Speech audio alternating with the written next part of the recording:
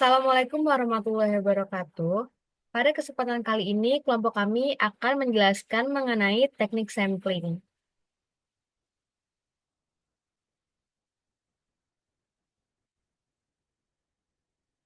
Untuk anggota kelompok kami terdiri dari Perkenalkan, nama saya Christian Abednego. Perkenalkan, nama saya Marsha Kaira Anastasia. dan saya sendiri Raden Rositi Kaila. Jadi next.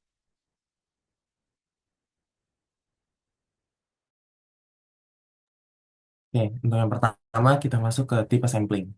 Tipe sampling di dalam statistika komunikasi merujuk pada metode yang digunakan untuk memilih sekelompok individu atau unit dari populasi yang lebih besar untuk tujuan penelitian.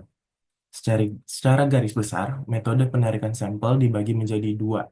Yang pertama itu pemilihan sampel dari populasi secara acak atau dengan nama lain random atau probability sampling. Yang kedua ialah pemilihan sampel dari populasi secara tidak acak dengan nama lain non-random atau non-probability sampling. Seperti yang kita lihat sekarang ini, sampling ini dibagi menjadi dua. Ada probabilitas dan non-probabilitas.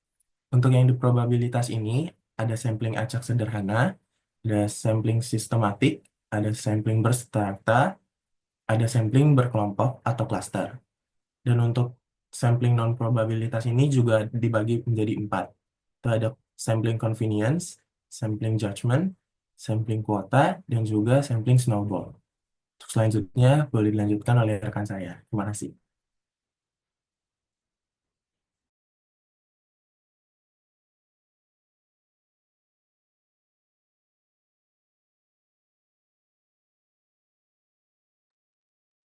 Oke, untuk selanjutnya saya akan menjelaskan mengenai probability sampling atau sampling probabilitas. Metode pemilihan sampel secara acak sehingga setiap anggota populasi memiliki peluang yang sama untuk terpilih. Metode ini objektif dan tidak bergantung pada keinginan peneliti.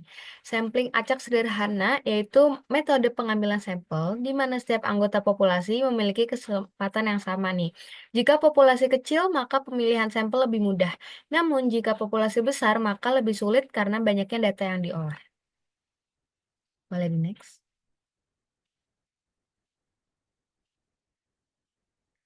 Kemudian ada sampling sistematik, cara memilih sampel dengan pola tertentu. Misalnya mengambil setiap orang kelima dari daftar nama. Metode ini praktis dibandingkan memilih secara acak satu persatu, karena sudah ada aturan dalam pemilihannya. Bisa kita lihat dari gambar tersebut, terdapat pola. Kemudian ada sampling berstrata. Metode memilih sampel dengan cara membagi populasi ke dalam kelompok-kelompok kecil berdasarkan kesamaan tertentu, lalu mengambil sampel dari setiap kelompok tersebut. Cara ini digunakan agar hasil penelitian lebih mewakili seluruh populasi. Bisa dilihat dari gambar. Kemudian ada sampling cluster, cara memilih sampel dengan membagi populasi ke dalam beberapa kelompok, lalu memilih beberapa kelompok secara acak. Semua anggota dalam kelompok yang terpilih akan menjadi bagian dari sampel penelitian. Metode ini lebih praktis jika populasi terlalu besar dan sulit dijangkau satu persatu. Boleh di next? Selanjutnya akan dijelaskan oleh teman saya, Marsha. Terima kasih. Baik, untuk selanjutnya mengenai non-probability sampling. Nah, untuk tipe yang pertama adalah convenience sampling, di mana sampling ini tuh merupakan sebuah metode pengambilan sampel yang memilih elemen-elemen populasi didasarkan dari kemudahan akses atau kebetulan, dan biasanya melalui wawancara. Dan teknik ini sangat cepat dan juga murah, namun hasilnya kurang bisa diandalkan karena sampel yang dipilih tidak mewakili populasi secara keseluruhan. Dan maka dari itu hasilnya tidak bisa digeneralisasi. Dan sampling convenience ini lebih cocok untuk penelitian eksploratif yang tujuannya itu untuk mengumpulkan sebuah ide atau hipotesis awal, seperti dalam tahap awal penelitian. Dan meskipun keterbatasannya, teknik ini masih digunakan dalam survei yang besar dan untuk penelitian yang tidak memerlukan kesimpulan yang kuat tentang populasi, seperti uji coba kuesioner, kelompok fokus, atau studi percobaan. Boleh di next? Selanjutnya, judgmental sampling adalah bentuk convenience sampling di mana sampel yang dipilih berdasarkan kriteria yang telah ditentukan oleh peneliti dengan menggunakan penilaian atau keahliannya mereka. Dan teknik ini sangat bergantung pada subjektivitas dan juga pengalaman dari peneliti yang memilih elemen-elemen yang dianggap mewakili populasi atau sesuai dengan tujuan dari penelitian. Dan contoh umum penggunaan teknik ini meliputi pemilihan pasar uji untuk produk baru, insinyur pembelian dalam penelitian industri, wilayah pemilihan dalam studi perilaku pemilih, saksi ahli dalam pengadilan, dan toko department store untuk uji sistem tampilan merchandise. Dan meskipun memberi kebebasan kepada peneliti, hasil dari teknik ini mungkin tidak mewakili keseluruhan populasi.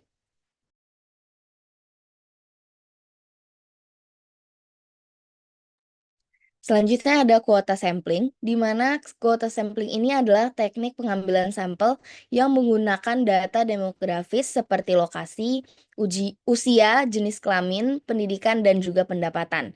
Teknik ini mirip dengan judgment sampling, namun melibatkan dua tahap, di mana tahap pertama peneliti bisa merumuskan kategori kontrol atau kuota berdasarkan karakteristik populasi seperti jenis kelamin, usia, atau ras. Dan tahap kedua, peneliti bisa menentukan cara pengambilan sampel, baik cara convenience atau judgment, tergantung situasi dan juga tujuan dari penelitian. Perbedaan utama antara judgment sampling dan kuota sampling adalah dalam kuota sampling, sampel diambil dengan kuota tertentu dari setiap subgrup populasi, dan ukuran sampel biasanya lebih besar agar karakteristik sampel mendekati karakteristik populasi.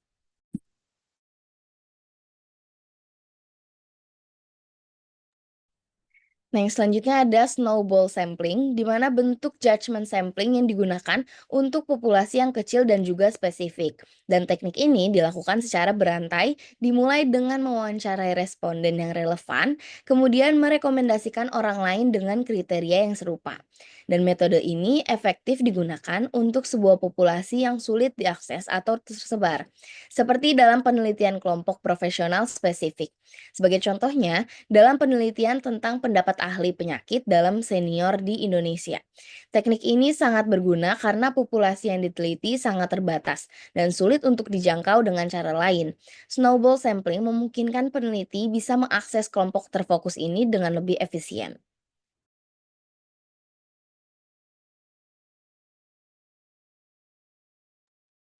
Oke, selanjutnya ada distribusi sampling. Distribusi sampling adalah distribusi probabilitas dari suatu statistik yang dihitung dari sampel yang diambil dari populasi. Ini menggambarkan bagaimana nilai statistik seperti rata-rata, median, atau proporsi akan bervariasi jika kita mengambil banyak sampel dari populasi yang sama. Distribusi sampling ini juga dibagi dua. Yang pertama itu ada rata-rata. Distribusi sampling rata-rata adalah jenis distribusi sampling yang khusus berfokus pada rata-rata dari sampel yang diambil dari populasi. Ketika kita mengambil banyak sampel dari populasi dan menghitung rata-rata untuk setiap sampel. Distribusi dari semua rata-rata tersebut membentuk distribusi sampling rata-rata. Yang kedua adalah distribusi sampling proporsi. Distribusi sampling proporsi adalah distribusi probabilitas yang menggambarkan proporsi dari suatu karakteristik dalam sampel yang diambil dari populasi.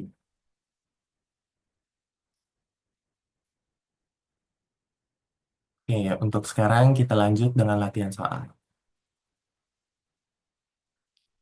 Soal pertama, gunakan sebuah kalender, kemudian secara sistematik ambil sampel setiap 18 hari, dimulai pada tanggal 6 Januari.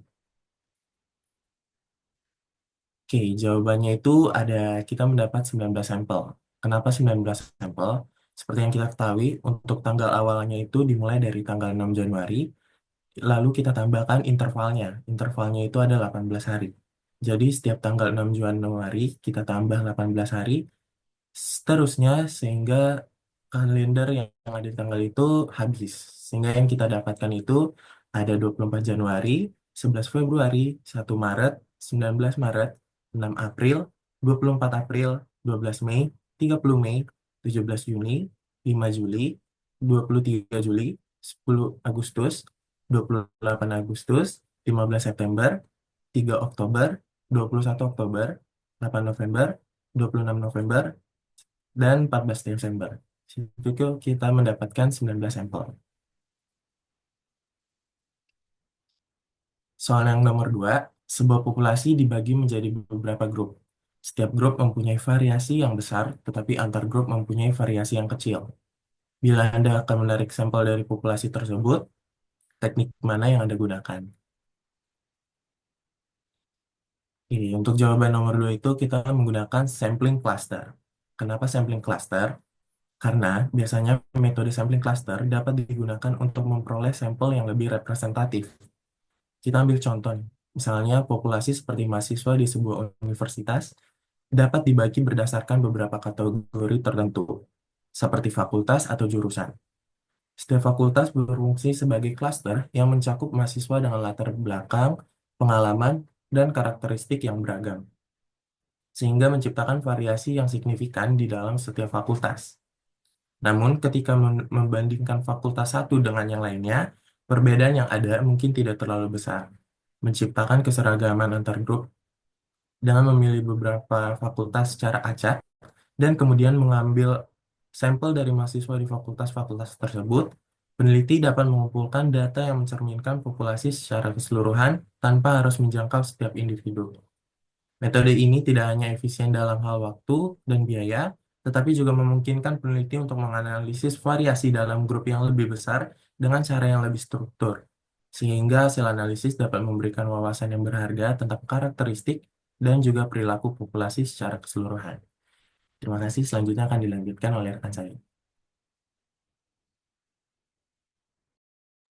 Ya, untuk selanjutnya, soal ketiga yaitu Peresandria, manajer public relation pada sebuah perusahaan ingin mengetahui efektivitas iklan yang telah dibuat akhir-akhir ini. Untuk itu, dia mengambil buku telepon untuk menghubungi konsumen secara acak.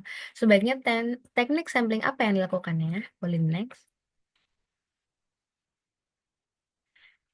Teknik yang sebaiknya digunakan adalah sampling acak sederhana atau simple random sampling. Metode ini memastikan setiap individu dalam populasi memiliki peluang yang sama untuk dipilih tanpa pengelompokan awal gitu. Nah, teknik ini dipilih agar setiap individu dalam populasi memiliki peluang yang sama sehingga hasil penelitian lebih akurat, tidak bias, dan mewakili keseluruhan populasi. Boleh di next? Untuk soal nomor 4, yaitu seorang manajer produksi pada sebuah perusahaan manufaktur harus yakin bahwa produknya tidak ada yang cacat sehingga layak dijual. Selama ini, faktor terbesar dari membuat sebuah produk cacat adalah kerusakan mesin. Untuk mengetahui kapan mesin diperbaiki atau tidak, indikasinya dilihat dari jumlah produk yang cacat. Karena tidak mungkin memeriksa setiap produk, maka dilakukan sampling. Teknik mana yang lebih baik? Boleh di next. Oke, jawabannya yaitu systematic sampling atau sampling sistematik. Mengambil sampel secara berkala dari lini produksi, misalnya setiap 50 atau 100 produk. Metode ini lebih efisien dibanding memeriksa semua produk dan tetap memberikan gambaran akurat tentang tingkat kecacatan. Dengan teknik ini, produk akan dipilih berdasarkan urutan tertentu, sehingga sampel lebih teratur dan proses pengambilan data menjadi lebih mudah. Boleh di next?